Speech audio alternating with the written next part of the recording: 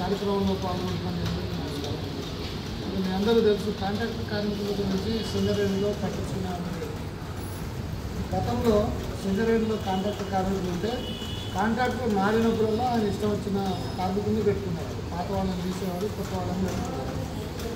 ఆ సిస్టమ్ దానికి full stop పెట్టాలి. అట్లా జరగడం వల్ల కార్మికులకు నష్టం జరుగుతుంది.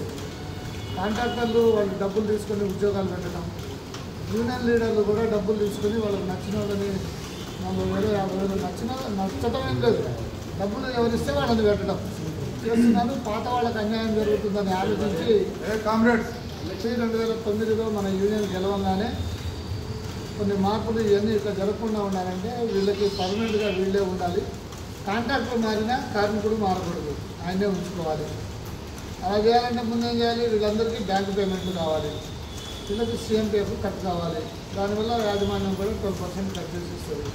హాస్పిటల్ బుక్ ఇవ్వాలి అని ఇవన్నీ అగ్రిమెంట్లు అప్పుడే చేశాం. 2009, 2010లో మనం గుర్తింపు కార్మిక సంఘంగా ఉన్నప్పుడే ఈ హక్కులు వచ్చినాయి. ఆ తర్వాత నుంచి చాలా వరకు మిమ్మల్నే మీరే ఉంటున్నారు. కొన్ని కేసుల్లో ఒకళ్ళని ఇద్దరిని కొంతమందిని తీసేసిన మొత్తాన్ని అందరినీ మార్చే హక్కు. మళ్ళీ మనం ఒక 12 సంవత్సరాలు గుర్తింపులో లేము. మన పోయిన సంవత్సరం మళ్ళీ గుర్తింపులోకి వచ్చిన తర్వాత మళ్ళీ మీకు ఏదైతే ప్రభుత్వం ఇవ్వాల్సిన మినిమం వేజెస్ ఇవ్వాలని, కొంతమంది మన ఓసీలో చేసే వాళ్ళకి హైపవర్ కమిటీ వేతనాలు ఇవ్వాలని, మీ అందరికీ క్వార్టర్స్ సౌకర్యం కూడా కల్పించాలని, అదేవిధంగా హాస్పిటల్ ఇప్పుడు మీరు దెబ్బతగిలితే మిమ్మల్ని పంపిస్తున్నారు, మీ కుటుంబ సభ్యుల్ని పంపించటం లేదు, బయటకు రిఫర్ చేయటం లేదు. అవన్నీ లేదు కాబట్టి యాజమాన్యం అన్నా చేయాలని, లేకపోతే ESI హాస్పిటల్ అన్నా అటాచ్ చేసి అది కల్పించాలి అని ఇవన్నీ డిమాండ్లు, కొత్త డిమాండ్లు పెట్టి మీకోసం సపరేట్గా ఒక వింగ్ని సీతారామయ్య గారు Singareni college workers union permanent యూనియన్కి అధ్యక్షుడు, మీకు గౌరవ అధ్యక్షుడుగా సపరేట్గా ఒక వింగ్కి సంబంధించి ఉన్నారు. మన సమ్మయ్య గారు మాకు డిప్యూటీ జనరల్ సెక్రటరీ ఉన్నాం మన యూనియన్కి, మీకు సంబంధించిన యూనియన్కి మళ్ళీ సపరేట్గా పెట్టారు. ఒక సపరేట్ ఒక విభాగాన్ని పెట్టి మీ మీద కాన్సన్ట్రేట్ చేయడానికి పెట్టారు. అలాగే రామకృష్ణపూర్లో అక్బర్ అలీ గారు ఉన్నారు మీ అధ్యక్షుడు, ఇక్కడ అఫ్రోజ్ ఖాన్ ఉన్నాడు, మన వీళ్ళు చార్ గారు, మన ప్రభాకర్ గారు, నేనున్నాడు, మనోడు ఉన్నాడు. వీళ్ళందరూ కలిసి ఇట్లా కేవలం మీ డిమాండ్ మీద మాట్లాడటానికి మాత్రమే వీళ్ళని పెట్టారు. సింగరేణిలో ఉన్న సమస్యలు మాట్లాడటానికి గైడ్లైన్ కమిటీ ఒకటి ఉంటుంది, టాప్ లెవెల్లో చైర్మన్ గారితో మాట్లాడటానికి. ఆ కమిటీలో కూడా మీ తరఫు నుంచి ఒకళ్ళని పెట్టారు మాట్లాడటానికి, కాంట్రాక్ట్ కార్మికుల సమస్యల గురించే మాట్లాడటారు. సేఫ్టీ ట్రైపార్టైట్ మీటింగ్ నడుస్తుంది. మొన్న ఇక్కడ సేఫ్టీ ట్రైపార్టైట్ మీటింగ్ జరిగినప్పుడు కూడా మాట్లాడారు మీ గురించి. రేపు 31వ తారీఖున ఇక్కడ మొత్తం త్రూఅవుట్ సింగరేణికి సంబంధించిన సేఫ్టీ ట్రైపార్టైట్ మీటింగ్ మన శ్రీరాంపూర్లో పెడుతున్నారు మొట్టమొదటిసారి.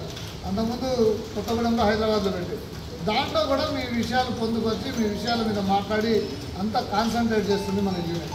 వేరే యూనియన్ ఏం లేదు, మీ దగ్గరకు వస్తారు, అక్కడికున్న చిన్న కాంట్రాక్టర్లను బెదిరిస్తారు, మీ దగ్గర మెంబర్షిప్ తీసుకుంటారు, నలుగురిని పెట్టించి వాళ్ళ దగ్గర డబ్బులు తీసుకుంటారు, పోతారు. తప్పితే మీకు సంబంధించిన పర్మనెంట్గా ఒక అగ్రిమెంట్ చేయాలంటే ఒక బలమైన సంఘం ఉండాలి.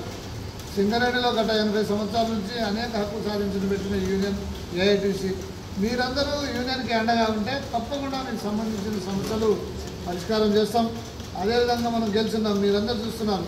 మీకు సంబంధించిన సమస్యలు ఇక్కడ మీ దగ్గర మీ DGM స్థాయిలో కానీ, మీ ఇంజనీర్ స్థాయిలో కానీ, GM గారి స్థాయిలో కానీ మాట్లాడాల్సి ఉంటే గుర్తింపు కార్మిక సంఘంగా మేము ఉంటాం, మేము మాట్లాడతాం. మేము పెట్టే స్ట్రక్చర్ మీటింగ్ నెలకు ఒకసారి స్ట్రక్చర్ మీటింగ్ జరిగింది GM గారి దగ్గర.